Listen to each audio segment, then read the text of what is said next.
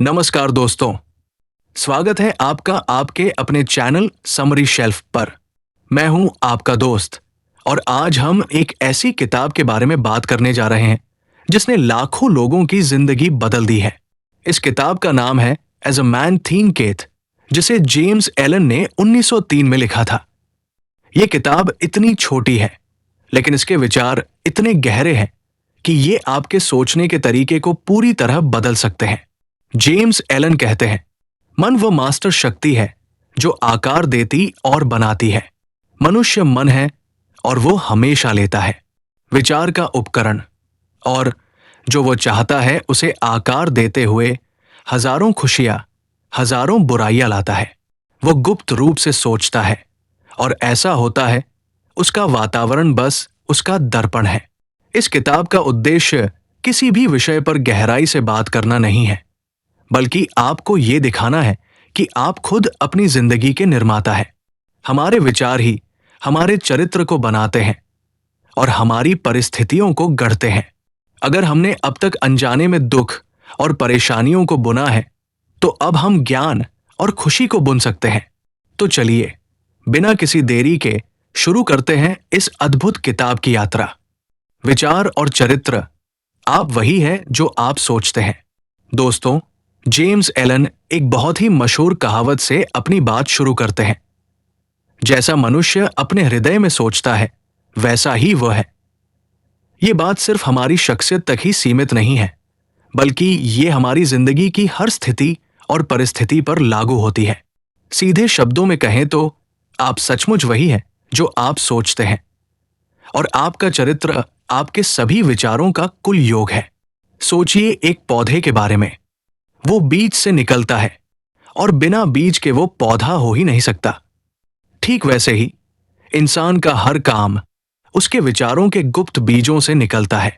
बिना विचारों के कोई भी काम हो ही नहीं सकता, चाहे वो काम अचानक से हुआ हो या फिर जानबूझकर किया गया हो। हमारा काम हमारे विचारों का फूल है और खुशी या दुख उसके फल है। जैसे एक किसान अपने खेत में बीज बोता है और फसल काटता है, वैसे ही हम अपने विचारों के मीठे और कड़वे फल काटते हैं। जेम्स एलन एक और खूबसूरत बात कहते हैं, मन में विचारों ने हमें वह बनाया है जो हम हैं। विचार से ही गढ़ा और बनाया गया। अगर किसी व्यक्ति के मन में बुरे विचार हैं, तो उस पर पीड़ा ऐसे आती है जैसे बैल के पीछे पहिया आता है। अगर कोई व्यक्ति विचारों की शुद्धता में टिका रहता है, तो खुशी उसके पीछे उसकी अपनी परछाई की तरह आती है। निश्चित, इंसान किसी कला से नहीं, बल्कि नियमों के अनुसार विकसित होता है। कारण और प्रभाव का नियम हमारे विचारों की छिपी हुई दुनिया में उतना ही अटल और सीधा है जितना कि हमारी दिखने वाली दुनिया में। एक महान और अच्छा चरित्र किसी संयोग या भाग्य की बात नहीं है, बल्कि सही विचारों के लगातार प्रयास का नतीजा है। ये उन महान विचारों के साथ लंबे समय तक जुड़े रहने का प्रभाव है। इसी तरह एक बुरा चरित्र नीच विचारों को लगातार अपने अंदर पालने का नतीजा है। इंसान खुद ही अपना निर्माण करता है या खुद को बर्बाद करता है। विचारों के हथियार घर में वो उन हथियारों को बनाता है जिनसे वो खुद को नष्ट करता है, और वो उन औजारों को भी बनाता है जिनसे वो अपने लिए खुशी, शक्ति और शांति के स्वर्गीय महल बनाता है। सही चुनाव और विचारों के सही उपयोग से इंसान दिव्य पूर्णता की ओर बढ़ता है, और विचारों के गलत उपयोग से वो जानवर के स्तर से भी नीचे गिर जाता है। इन दो चरम सीमाओं के बीच चरित्र के सभी स्तर हैं, और इंसान इन सभी का निर्माता और मालिक है। आत्मा से जुड़ी सभी खूबसूरत सच्चाइयों में, जिन्हें इस युग में फिर से खोजा गया और प्रकाश में लाया गया है, उनमें से कोई भी इतनी आनंददायक या दिव्य वादे और आत्मविश्वास से भरपूर नहीं है जितनी ये कि मनुष्य विचारों का स्वामी है, चरित्र का निर्माता है, और स्थिति, वातावरण और भाग्य का निर्माता और आकार देने वाला है। शक्ति, बुद्धि और प्रेम का प्राणी होने के नाते और अपने विचारों का स्वामी होने के नाते इंसान हर स्थिति की चाबी रखता है और अपने अंदर उस बदलने वाली और नया जीवन देने वाली शक्ति को रखता है, जिससे वो खुद को वो बना सकता है जो वो चाहता है। इंसान हमेशा मालिक होता है, यहां तक कि अपनी सबसे कमजोर और सबसे गिरी हुई स्थिति में भी। लेकिन अपनी कमजोरी और गिरावट में वो मूर्ख मालिक होता है जो अपने घर को गलत तरीके से चलाता है। जब वो अपनी स्थिति पर विचार करना शुरू करता है और उस कानून को डिलिजेंटली, मेहनत से खोजने लगता है जिस पर उसका अस्तित्व स्थापित है, तब वो बुद्धिमान मालिक बन जाता है। अपनी ऊर्जा को बुद्धिमानी से निर्देशित करता है और अपने विचारों को फलदायी परिणामों में ढालता है। ये सचेत मालिक है, और इंसान केवल तभी ऐसा बन सकता है जब वो अपने अंदर विचारों के नियमों की खोज करता है। ये खोज पूरी तरह से अभ्यास, आत्मविश्लेषण और अनुभव का मामला है। सिर्फ बहुत खोजबीन और खुदाई से ही सोना और हीरे मिलते हैं, और इंसान अपने अस्तित्व से जुड़ी हर सच्चाई को पा सकता है अगर वो अपनी आत्मा की खान में गहराई से खुदाई करेगा। और वो अपने चरित्र का निर्माता है, अपने जीवन का ढालने वाला है और अपने भाग्य का निर्माता है। वो बिना किसी गलती के साबित कर सकता है अगर वह अपने विचारों को देखेगा, नियंत्रित करेगा और बदलेगा, उनके प्रभावों को खुद पर, दूसरों पर और अपने जीवन और परिस्थितियों पर खोजेगा। कारण और प्रभाव को धैर्यपूर्वक अभ्यास और जांच से जोड़ेगा और अपने हर अनुभव का उपयोग करेगा, यहां तक कि सबसे मामूली रोजमर्रा की घटना का भी खुद के उस ज्ञान को प्राप्त करने के साधन के रूप में जो समझ, ज्ञान और शक्ति है। इस दिशा में, किसी और दिशा में नहीं। ये कानून अटल है कि जो खोजता है वो पाता है, और जो खटखटाता है उसके लिए खोला जाएगा। क्योंकि केवल धैर्य, अभ्यास और निरंतर आग्रह से ही एक व्यक्ति ज्ञान के मंदिर के द्वार में प्रवेश कर सकता है। विचारों का परिस्थितियों पर प्रभाव। हमारा मन एक बगीचे की तरह है। दोस्तों, अब हम बात करेंगे कि कैसे हमारे विचार हमारी परिस्थितियों को प्रभावित करते हैं। जेम्स एलन हमारे मन को एक बगीचे की तरह मानते हैं। ये एक ऐसा बगीचा है जिसे आप समझदारी से उगा सकते हैं या फिर उसे जंगली होने दे सकते हैं, लेकिन चाहे आप इसे उगाएं या अनदेखा करें, ये कुछ न कुछ तो पैदा करेगा ही। अगर आप इसमें उपयोगी बीज नहीं डालते हैं तो बहुत सारे बेकार खरपतवार के बीज गिरेंगे और वे अपनी तरह के पौधे पैदा करते रहेंगे। जैसे एक माली अपनी जमीन की खेती करता है, उसे खरपतवारों से मुक्त रखता है और अपनी जरूरत के फूल और फल उगाता है, वैसे ही एक इंसान भी अपने मन के बगीचे की देखभाल कर सकता है। सभी गलत, बेकार और अशुद्ध विचारों को बाहर निकाल सकता है और सही, उपयोगी और शुद्ध विचारों के फूल और फल को पूर्णता की ओर उगा सकता है। इस प्रक्रिया का पालन करके एक व्यक्ति देरसवेर खोज लेता है कि वो अपनी आत्मा का मालिक माली है, अपने जीवन का निर्देशक है। वो अपने अंदर विचारों के नियमों को भी उजागर करता है और बढ़ती हुई सटीकता के साथ समझता है कि विचार शक्तियां और मन के तत्व उसके चरित्र, परिस्थितियों और भाग्य को आकार देने में कैसे काम करते हैं। विचार और चरित्र एक ही है, और चूंकि चरित्र केवल वातावरण और परिस्थितियों के माध्यम से ही प्रकट हो सकता है और खुद को खोज सकता है, एक व्यक्ति के जीवन की बाहरी परिस्थितियां हमेशा उसकी आंतरिक स्थिति से सामंजस्यपूर्ण रूप से जुड़ी हुई पाई जाएंगी। इसका मतलब यह नहीं है कि किसी भी समय किसी व्यक्ति की परिस्थितियां उसके पूरे चरित्र का संकेत है, बल्कि इसका मतलब यह है कि वे परिस्थितियां उसके अंदर के किसी महत्वपूर्ण विचार तत्व से इतनी घनिष्ठ रूप से जुड़ी हुई है कि उस समय के लिए वे उसके विकास के लिए अपरिहार्य है। हर व्यक्ति अपनी स्थिति में अपने अस्तित्व के नियम से है। जिन विचारों को उसने अपने चरित्र में ढाला है, वे उसे वहां लाए हैं, और उसके जीवन की व्यवस्था में संयोग का कोई तत्व नहीं है, बल्कि सब कुछ एक ऐसे नियम का परिणाम है जो कभी गलती नहीं कर सकता। ये उन लोगों के लिए भी उतना ही सच है जो अपने परिवेश से असंतुलित महसूस करते हैं, जितना उन लोगों के लिए जो उनसे संतुष्ट है। एक प्रगतिशील और विकसित होने वाले प्राणी के रूप में इंसान वहां है जहां वह सीख सकता है, जहां वो विकसित हो सकता है, और जैसे ही वह किसी परिस्थिति में निहित आध्यात्मिक सबक को सीखता है, वो परिस्थिति दूर हो जाती है और उसकी जगह दूसरी परिस्थितियां ले लेती है। इंसान तब तक परिस्थितियों से जूझता रहता है जब तक वो खुद को बाहरी परिस्थितियों का प्राणी मानता है। लेकिन जब उसे ये एहसास होता है कि वो एक रचनात्मक शक्ति है और वो अपने अस्तित्व की छिपी हुई मिट्टी और बीजों को आदेश दे सकता है जिनसे परिस्थितियां बढ़ती हैं, तब वो खुद का असली मालिक बन जाता है। ये कि परिस्थितियां विचारों से विकसित होती है। हर कोई जानता है जिसने कुछ समय तक आत्मनियंत्रण और आत्मशुद्धि का अभ्यास किया है, क्योंकि उसने देखा होगा कि उसकी परिस्थितियों में बदलाव उसकी बदली हुई मानसिक स्थिति के ठीक अनुपात में हुआ है।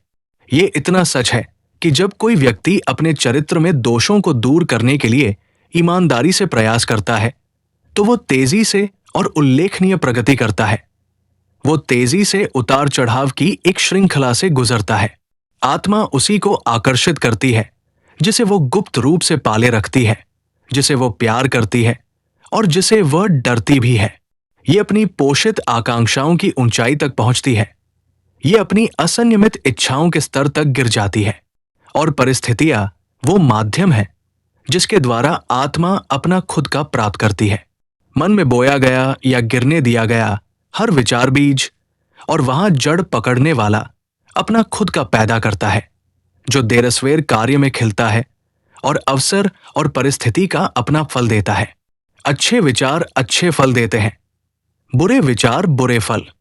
परिस्थिति की बाहरी दुनिया विचारों की आंतरिक दुनिया को आकार देती है और सुखद और अप्रिय दोनों बाहरी स्थितियां ऐसे कारक हैं जो व्यक्ति के अंतिम भले के लिए काम करते हैं। अपनी फसल काटने वाले के रूप में इंसान दुख और आनंद दोनों से सीखता है। सबसे गहरी इच्छाओं, आकांक्षाओं, विचारों का पालन करते हुए जिनसे वो खुद को हावी होने देता है, अशुद्ध कल्पनाओं के मोहजाल का पीछा करते हुए या मजबूत और उच्च प्रयास के राजमार्ग पर दृढ़ता से चलते हुए एक व्यक्ति अंत में अपने जीवन की बाहरी परिस्थितियों में उनके फल और पूर्ति तक पहुंचता है। विकास और समायोजन के नियम हर जगह लागू होते हैं। कोई व्यक्ति भाग्य या परिस्थिति की तानाशाही से धर्मशाला या जेल नहीं आता, बल्कि नीच विचारों और आधार इच्छाओं के रास्ते से आता है। नहीं कोई शुद्ध विचार वाला व्यक्ति किसी बाहरी बल के दबाव में अचानक अपराध में गिरता है। आपराधिक विचार लंबे समय से हृदय में गुप्त रूप से पाले जा रहे थे और अवसर के घंटे ने उसकी एकत्रित शक्ति को प्रकट किया। परिस्थिति इंसान को नहीं बनाती, ये उसे खुद से परिचित कराती है। ऐसी कोई स्थिति मौजूद नहीं हो सकती है जैसे कि दुर्व्यवहार और उसके साथ होने वाले कष्टों में उतरना दुराचारी प्रवृत्तियों के बिना, या सद्गुण और उसकी शुद्ध खुशी में ऊपर उठना सदाचारी आकांक्षाओं के निरंतर पोषण के बिना। और इसलिए इंसान विचारों का स्वामी और मालिक होने के नाते खुद का निर्माता है, वातावरण का आकार देने वाला और लेखक है। जन्म के समय भी आत्मा अपना खुद का प्राप्त करती है और अपनी सांसारिक यात्रा के हर कदम पर ये ऐसी स्थितियों के संयोजन को आकर्षित करती है जो खुद को प्रकट करती है, जो उसकी अपनी शुद्धता और अशुद्धता, उसकी शक्ति और कमजोरी का प्रतिबिंब है। पुरुषों को वो नहीं मिलता जो वे चाहते हैं, बल्कि वो मिलता है जो वे हैं। उनकी संकें, कल्पनाएं और महत्वाकांक्षाएं हर कदम पर विफल होती हैं, लेकिन उनके अंतरतम विचार और इच्छाएं अपने स्वयं के भोजन से पोषित होती है, चाहे वो गंदा हो या साफ। वह दिव्यता जो हमारे अंत को आकार देती है हमारे भीतर है। ये हमारा अपना स्व है। केवल इंसान ही खुद को बेड़ियों में जकड़ता है। विचार और कर्म भाग्य के जेलर हैं। जब वे नीच होते हैं तो वे कैद करते हैं, जब वे महान होते हैं तो वे स्वतंत्रता के देवदूत भी होते हैं। मनुष्य को वो नहीं मिलता जो वो चाहता है और जिसके लिए प्रार्थना करता है, बल्कि वो मिलता है जो वो न्यायोचित रूप से कमाता है। उसकी इच्छाएं और प्रार्थनाएं तभी पूरी होती हैं जब वे उसके विचारों और कार्यों के अनुरूप होती है। इस सच्चाई के प्रकाश में फिर परिस्थितियों से लड़ना का क्या मतलब है? इसका मतलब यह है कि एक व्यक्ति लगातार बाहर से एक प्रभाव के खिलाफ विद्रोह कर रहा है, जबकि वो हर समय अपने दिल में उसके कारण को पोषण और संरक्षित कर रहा है। वह कारण एक सचेत बुराई या एक बेहोश कमजोरी का रूप ले सकता है। लेकिन जो कुछ भी हो, वो अपने मालिक के प्रयासों को जिद से रोकता है और इस प्रकार उपचार के लिए जोर से पुकारता है। लोग अपनी परिस्थितियों को सुधारने के लिए उत्सुक हैं, लेकिन खुद को सुधारने के लिए तैयार नहीं है, इसलिए वे बंधे रहते हैं। जो व्यक्ति आत्म बलिदान से नहीं कतराता, वो अपने हृदय के लक्ष्य को प्राप्त करने में कभी असफल नहीं हो सकता। ये सांसारिक और स्वर्गीय दोनों चीजों के लिए उतना ही सच है। यहां तक कि जिस व्यक्ति का एकमात्र उद्देश्य धन प्राप्त करना है, उसे भी अपने उद्देश्य को प्राप्त करने से पहले बड़े व्यक्तिगत बलिदान करने होंगे। और जो एक मजबूत और संतुलित जीवन जीना चाहता है, उसके लिए ये कितना अधिक सच है। यहां एक आदमी है जो बहुत गरीब है। वो चाहता है कि उसकी परिस्थितियों और घर का आराम सुधरे, फिर भी वो हमेशा अपने काम से कतराता है और मानता है कि वो अपने मालिक को कम मजदूरी के बहाने धोखा देने में सही है। ऐसा आदमी उन सिद्धांतों के सबसे सरल मूल सिद्धांतों को नहीं समझता जो सच्ची समृद्धि का आधार है। और वो न केवल अपनी गरीबी से बाहर निकलने के लिए पूरी तरह से अयोग्य है, बल्कि आलसी, धोखेबाज और कायर विचारों में रहकर और उन्हें कार्य रूप में लाकर खुद को और भी गहरी गरीबी की ओर आकर्षित कर रहा है। यहां एक अमीर आदमी है जो पेटूपन के परिणाम स्वरूप एक दर्दनाक और लगातार बीमारी का शिकार है। वो इससे छुटकारा पाने के लिए बड़ी रकम देने को तैयार है, लेकिन वो अपनी पेटूपन की इच्छाओं का त्याग नहीं करेगा। वो अमीर और अप्राकृतिक भोजन का स्वाद लेना चाहता है और साथ ही अपना स्वास्थ्य भी चाहता है। ऐसा आदमी स्वास्थ्य के लिए पूरी तरह से अयोग्य है, क्योंकि उसने अभी तक स्वस्थ जीवन के पहले सिद्धांत नहीं सीखे हैं। यहां एक नियोक्ता है जो नियमित मजदूरी का भुगतान करने से बचने के लिए गलत तरीके अपनाता है और अधिक लाभ कमाने की उम्मीद में अपने कर्मचारियों का वेतन कम कर देता है। ऐसा आदमी समृद्धि के लिए पूरी तरह से अयोग्य है और जब वो खुद को प्रतिष्ठा और धन दोनों में दिवालिया पाता है, तो वो परिस्थितियों को दोष देता है। ये नहीं जानता कि वो अपनी स्थिति का एकमात्र लेखक है।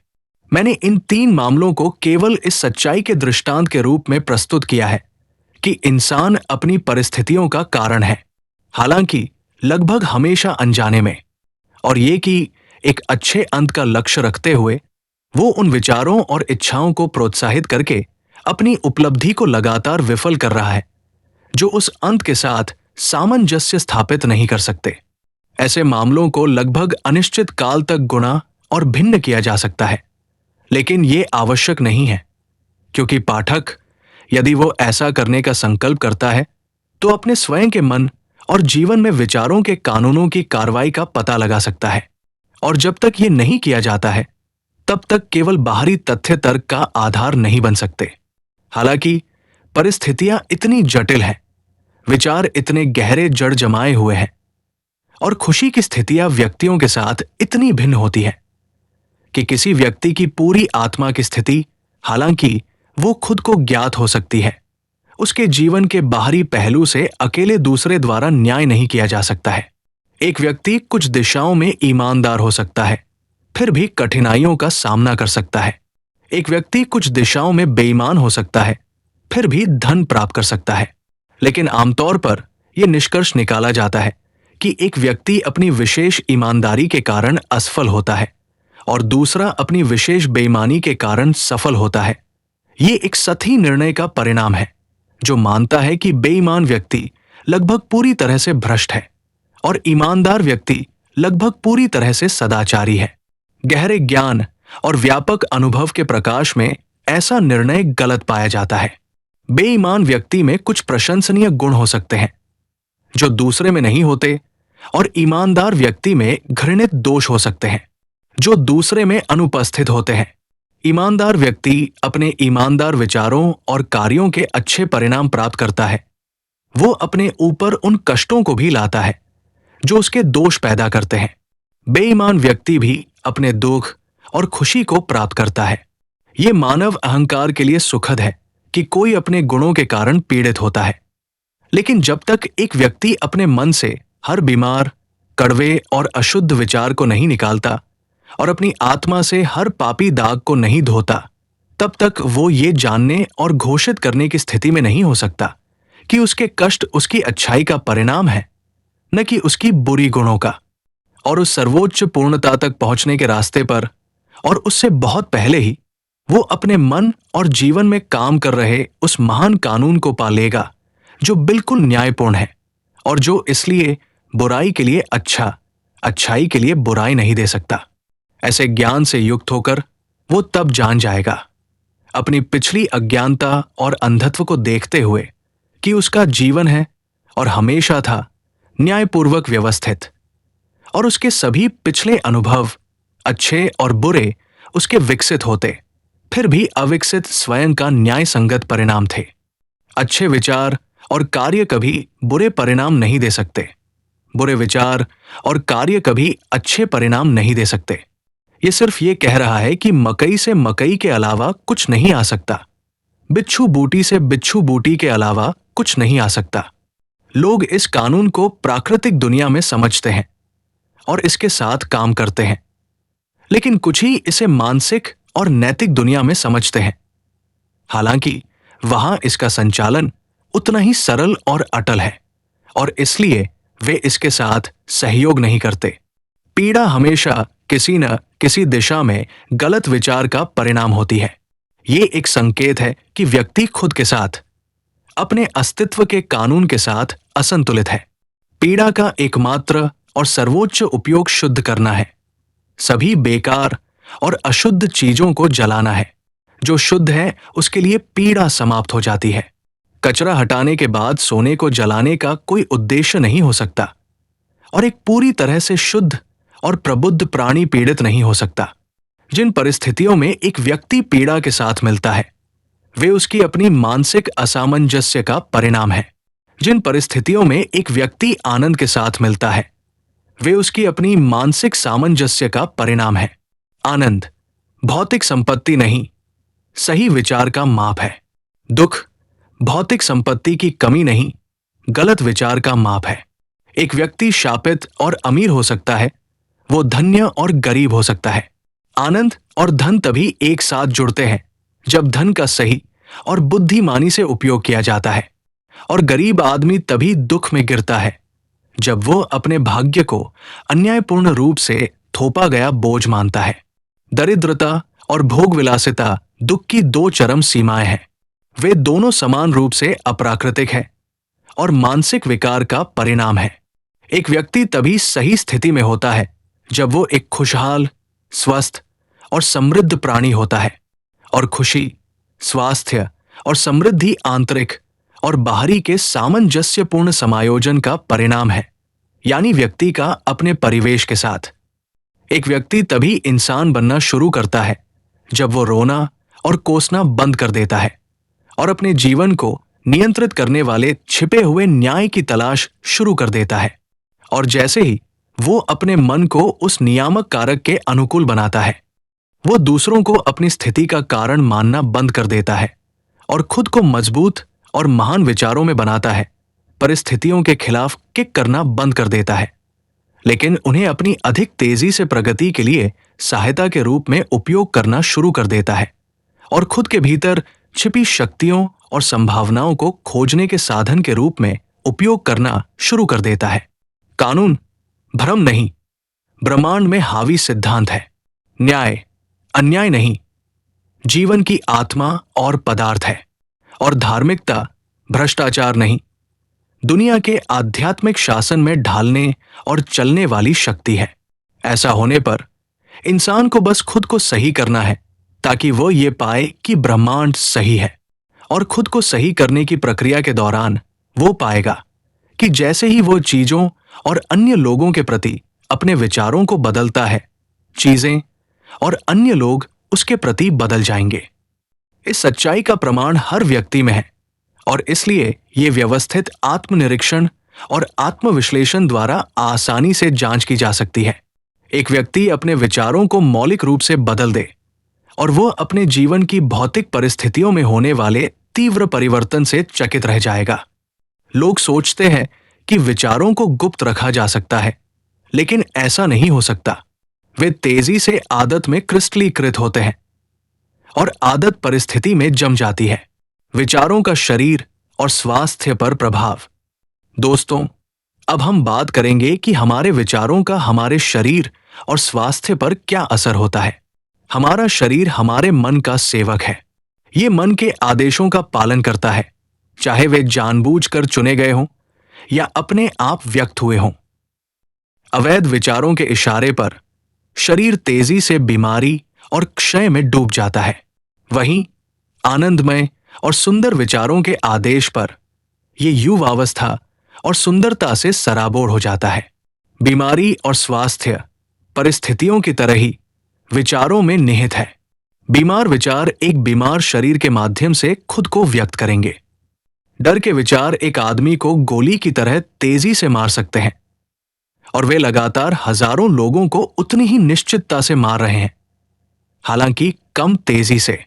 जो लोग बीमारी के डर में रहते हैं वे ही बीमार होते हैं। चिंता तेजी से पूरे शरीर को नैतिक रूप से गिरा देती है और उसे बीमारी के प्रवेश द्वार के लिए खोल देती है, जबकि अशुद्ध विचार भले ही शारीरिक रूप से ना हो, जल्द ही तंत्रिका तंत्र को नष्ट कर देंगे। मजबूत, शुद्ध और खुशहाल विचार शरीर को शक्ति और सुंदरता में बनाते हैं। शरीर एक नाजुक और लचीला उपकरण है जो उन विचारों के प्रति आसानी से प्रतिक्रिया करता है जिनसे वह प्रभावित होता है, और विचारों की आदतें इस पर अपने स्वयं के प्रभाव, अच्छे या बुरे, पैदा करेंगी। पुरुषों का खून अशुद्ध और जहरीला होता रहेगा जब तक वे अशुद्ध विचारों को फैलाते रहेंगे। एक स्वच्छ हृदय से एक स्वच्छ जीवन और एक स्वच्छ शरीर निकलता है। एक दूषित मन से एक दूषित जीवन और एक भ्रष्ट शरीर निकलता है। विचार कार्य, जीवन और अभिव्यक्ति का स्रोत है। झरने को शुद्ध करें और सब कुछ शुद्ध हो जाएगा। आहार बदलने से उस आदमी को मदद नहीं मिलेगी जो अपने विचारों को नहीं बदलेगा। जब एक आदमी अपने विचारों को शुद्ध करता है तो उसे अशुद्ध भोजन की इच्छा नहीं होती। स्वच्छ विचार स्वच्छ आदतें बनाते हैं। तथाकथित संत जो अपने शरीर को नहीं धोते हैं वे संत नहीं है। जिसने अपने विचारों को मजबूत और शुद्ध किया है उसे दुर्भावनापूर्ण सूक्ष्म जीव पर विचार करने की आवश्यकता नहीं है। अगर आप अपने शरीर की रक्षा करना चाहते हैं तो अपने मन की रक्षा करें। अगर आप अपने शरीर को नया करना चाहते हैं तो अपने मन को सुंदर बनाएं। द्वेष, ईर्ष्या, निराशा, हताशा के विचार शरीर से उसके स्वास्थ्य और सुंदरता को छीन लेते हैं। एक खट्टा चेहरा संयोग से नहीं आता, ये खट्टे विचारों से बनता है जो झुर्रियां बिगाड़ती है। वे मूर्खता, जुनून और घमंड से खींची जाती है। मैं 96 साल की एक महिला को जानता हूं जिसका चेहरा एक लड़की जैसा उज्जवल और मासूम है। मैं एक अधेड़ उम्र के व्यक्ति को जानता हूं जिसका चेहरा असंगत रेखाओं में खिंचा हुआ है। एक मीठे और धूप वाले स्वभाव का परिणाम है, दूसरा जुनून और असंतोष का परिणाम है। जैसे आप एक मीठा और स्वस्थ निवास नहीं रख सकते जब तक आप अपने कमरों में हवा और धूप को स्वतंत्र रूप से प्रवेश नहीं देते, वैसे ही एक मजबूत शरीर और एक उज्जवल, खुशहाल या शांत चेहरा तभी बन सकता है जब मन में खुशी, सद्भावना और शांति के विचारों को स्वतंत्र रूप से प्रवेश दिया जाए। बूढ़े लोगों के चेहरों पर सहानुभूति से बनी झुर्रियां होती है। कुछ मजबूत और शुद्ध विचारों से बनी होती है और कुछ जुनून से खुदी होती है। उन्हें कौन नहीं पहचान सकता? जिन लोगों ने धार्मिकता से जीवन जिया है उनकी उम्र शांत, शांतिपूर्ण और धीरे धीरे पक जाती है, जैसे ढलता सूरज। मैंने हाल ही में एक दार्शनिक को उनके मृत्युशैया पर देखा। वो केवल उम्र में बूढ़ा था। वो उतनी ही मीठा और शांति से मरा जितना उसने जीवन जिया था। शरीर की बीमारियों को दूर करने के लिए हंसमुख विचार जैसा कोई चिकित्सक नहीं है। दुख और पीड़ा के अंधकार को दूर करने के लिए सद्भावना जैसा कोई सांत्वना देने वाला नहीं है। लगातार दुर्भावना, निंदक, संदेह और ईर्ष्या के विचारों में जीना एक आत्मनिर्मित जेल में बंद होना है। लेकिन सभी के बारे में अच्छा सोचना सभी के साथ हंसमुख रहना, धैर्यपूर्वक सभी में अच्छा खोजना सीखना, ऐसे निस्वार्थ विचार स्वर्ग के द्वार है। और हर प्राणी के प्रति शांति के विचारों में दिन प्रतिदिन रहना उनके मालिक को भरपूर शांति देगा। विचार और उद्देश्य, लक्ष्य के बिना भटकना। दोस्तों, अब हम बात करते हैं विचार और उद्देश्य के बारे में। जब तक विचारों को किसी उद्देश्य से नहीं जोड़ा जाता, तब तक कोई भी समझदार उपलब्धि नहीं होती। ज्यादातर लोगों के विचारों की नाव को जीवन के सागर में बहने दिया जाता है। उद्देश्यहीनता एक बुराई है, और जो व्यक्ति तबाही और विनाश से बचना चाहता है, उसे ऐसे भटकने नहीं देना चाहिए। जिन लोगों के जीवन में कोई केंद्रीय उद्देश्य नहीं होता, वे छोटी छोटी चिंताओं, डर, परेशानियों और आत्महत्या का आसान शिकार बन जाते हैं। ये सब कमजोरी के संकेत हैं, जो जानबूझकर किए गए पापों की तरह ही, हालांकि अलग रास्ते से, असफलता, दुख और नुकसान की ओर ले जाते हैं। क्योंकि एक शक्ति विकसित ब्रह्मांड में कमजोरी कायम नहीं रह सकती। एक व्यक्ति को अपने हृदय में एक वैध उद्देश्य की कल्पना करनी चाहिए और उसे प्राप्त करने के लिए निकल पड़ना चाहिए। उसे इस उद्देश्य को अपने विचारों का केंद्रीय बिंदु बनाना चाहिए। ये उस समय उसके स्वभाव के अनुसार एक आध्यात्मिक आदर्श का रूप ले सकता है, या ये एक सांसारिक वस्तु हो सकती है। जो कुछ भी हो, उसे अपने विचार शक्तियों को उस वस्तु पर लगातार केंद्रित करना चाहिए जिसे उसने अपने सामने रखा है। उसे इस उद्देश्य को अपना सर्वोच्च कर्तव्य बनाना चाहिए और खुद को इसे प्राप्त करने के लिए समर्पित करना चाहिए। अपने विचारों को क्षणभंगुर कल्पनाओं, इच्छाओं और ख्यालों में भटकने की अनुमति नहीं देनी चाहिए। ये आत्मनियंत्रण और विचारों की सच्ची एकाग्रता का शाही मार्ग है, भले ही वो अपने उद्देश्य को प्राप्त करने में बार बार असफल हो। जैसा कि कमजोरी पर काबू पाने तक उसे अनिवार्य रूप से होना चाहिए, प्राप्त चरित्र की शक्ति उसकी सच्ची सफलता का माप होगी, और ये भविष्य की शक्ति और जीत के लिए एक नया शुरुआती बिंदु बनेगा। जो लोग एक बड़े उद्देश्य को समझने के लिए तैयार नहीं हैं, उन्हें अपने कर्तव्य के त्रुटिहीन प्रदर्शन पर विचारों को केंद्रित करना चाहिए, चाहे उनका कार्य कितना भी महत्वहीन क्यों न लगे। केवल इसी तरह से विचारों को एकत्रित और केंद्रित किया जा सकता है और संकल्प और ऊर्जा विकसित की जा सकती है। ऐसा होने पर ऐसा कुछ भी नहीं है जिसे प्राप्त न किया जा सके। सबसे कमजोर आत्मा अपनी कमजोरी को जानते हुए और इस सच्चाई पर विश्वास करते हुए कि शक्ति केवल प्रयास और अभ्यास से ही विकसित की जा सकती है, इस प्रकार विश्वास करते हुए तुरंत खुद को लगाना शुरू कर देगी और प्रयास पर प्रयास, धैर्य पर धैर्य और शक्ति पर शक्ति जोड़ते हुए कभी विकसित होना बंद नहीं करेगी और अंत में दिव्य रूप से मजबूत हो जाएगी। जैसे शारीरिक रूप से कमजोर व्यक्ति सावधानी पूर्वक और धैर्यपूर्ण प्रशिक्षण से खुद को मजबूत बना सकता है, वैसे ही कमजोर विचारों वाला व्यक्ति सही सोचने का अभ्यास करके उन्हें मजबूत बना सकता है। उद्देश्यहीनता और कमजोरी को दूर करने के लिए और उद्देश्य के साथ सोचना शुरू करने के लिए उन मजबूत लोगों की श्रेणी में प्रवेश करना है, जो असफलता को केवल उपलब्धि के एक मार्ग के रूप में पहचानते हैं, जो सभी परिस्थितियों को अपनी सेवा में लेते हैं और जो दृढ़ता से सोचते हैं, निडर होकर प्रयास करते हैं और कुशलता से प्राप्त करते हैं। अपने उद्देश्य की कल्पना करने के बाद एक व्यक्ति को मानसिक रूप से उसकी उपलब्धि के लिए एक सीधा मार्ग बनाना चाहिए, न तो दाएं और न ही बाएं देखना चाहिए। संदेह और डर को सख्ती से बाहर रखा जाना चाहिए। वे विघटनकारी तत्व हैं जो प्रयास की सीधी रेखा को तोड़ते हैं, उसे टेढ़ा, अप्रभावी, बेकार बनाते हैं। संदेह और डर के विचारों ने कभी कुछ भी हासिल नहीं किया और न ही कभी कर सकते हैं। वे हमेशा असफलता की ओर ले जाते हैं। उद्देश्य, ऊर्जा, करने की शक्ति और सभी मजबूत विचार तब बंद हो जाते हैं जब संदेह और डर अंदर आते हैं। करने की इच्छा इस ज्ञान से पैदा होती है कि हम कर सकते हैं। संदेह और डर ज्ञान के महान दुश्मन हैं, और जो उन्हें प्रोत्साहित करता है, जो उन्हें मारता नहीं है, वो हर कदम पर खुद को रोकता है। जिसने संदेह और डर पर विजय प्राप्त कर ली है, उसने असफलता पर विजय प्राप्त कर ली है। उसका हर विचार शक्ति से जुड़ा है और सभी कठिनाइयों का बहादुरी से सामना किया जाता है और बुद्धिमानी से दूर किया जाता है। उसके उद्देश्य समय पर लगाए जाते हैं और वे खिलते हैं और फल देते हैं जो समय से पहले जमीन पर नहीं गिरते। उद्देश्य से निडरता से जुड़े विचार रचनात्मक शक्ति बन जाते हैं। जो इसे जानता है वो डगमगाते विचारों और उतार चढ़ाव वाली संवेदनाओं के एक मात्र बंडल से कुछ उच्च और मजबूत बनने के लिए तैयार है।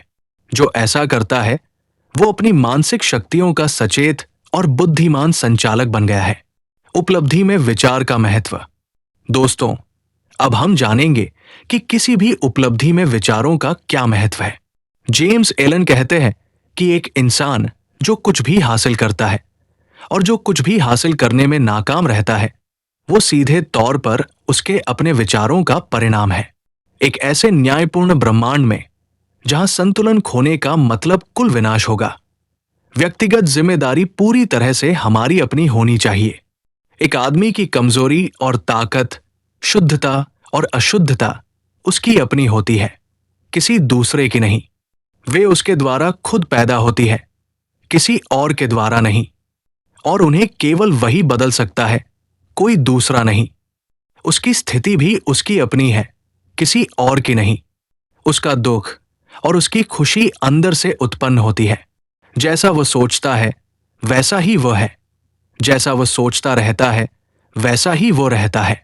एक मजबूत आदमी कमजोर की मदद नहीं कर सकता जब तक कि वो कमजोर मदद के लिए तैयार न हो, और तब भी कमजोर आदमी को खुद मजबूत बनना होगा। उसे अपने प्रयासों से वो ताकत विकसित करनी होगी जिसकी वह दूसरे में प्रशंसा करता है। कोई भी उसकी स्थिति को नहीं बदल सकता सिवाय उसके खुद के। आमतौर पर लोग सोचते और कहते रहे हैं, बहुत से लोग गुलाम हैं क्योंकि कोई एक अत्याचारी है, चलो उस अत्याचारी से नफरत करें। लेकिन अब कुछ लोगों में ये राय बदलने की प्रवृत्ति बढ़ रही है और वे कहते हैं, एक आदमी अत्याचारी है क्योंकि बहुत से लोग गुलाम हैं, चलो उन गुलामों को धिक्कारें। सच्चाई यह है कि अत्याचारी और गुलाम अज्ञानता में एक दूसरे के सहकर्मी हैं, और हालांकि वे एक दूसरे को पीड़ित करते हुए दिखते हैं, वास्तव में वे खुद को ही पीड़ित कर रहे हैं। पूर्ण ज्ञान पीड़ित की कमजोरी और अत्याचारी की गलत तरीके से इस्तेमाल की गई शक्ति में कानून की कार्रवाई को देखता है। पूर्ण प्रेम दोनों स्थितियों में होने वाले दुख को देखकर किसी को भी दोषी नहीं ठहराता। पूर्ण करुणा अत्याचारी और पीड़ित दोनों को गले लगाती है। जिसने कमजोरी पर विजय प्राप्त कर ली है और सभी स्वार्थी विचारों को दूर कर दिया है, वो न तो। दोस्तों, एज अ मैन थिंकेथ का ये सार आपको कैसा लगा? जेम्स एलन की ये छोटी सी किताब वास्तव में जीवन को देखने का एक नया नजरिया देती है। ये हमें सिखाती है कि हम अपने विचारों के स्वामी हैं और इस प्रकार हम अपने भाग्य के भी स्वामी हैं। मुझे उम्मीद है कि इस सारांश ने आपको प्रेरित किया होगा और आपके सोचने के तरीके में एक सकारात्मक बदलाव लाने में मदद करेगा। याद रखिए, आपके विचार ही आपकी दुनिया को बनाते हैं। तो सकारात्मक सोचिए और अपनी मनचाही दुनिया का निर्माण कीजिए। अगर आपको यह वीडियो पसंद आया तो इसे लाइक करें, अपने दोस्तों और परिवार के साथ शेयर करें और हमारे चैनल समरी शेल्फ को सब्सक्राइब करना न भूलें। हम ऐसे ही और भी प्रेरणादायक किताबों के सारांश आपके लिए लाते रहेंगे। अगले वीडियो तक खुश रहिए, स्वस्थ रहिए और हमेशा अच्छा सोचते रहिए।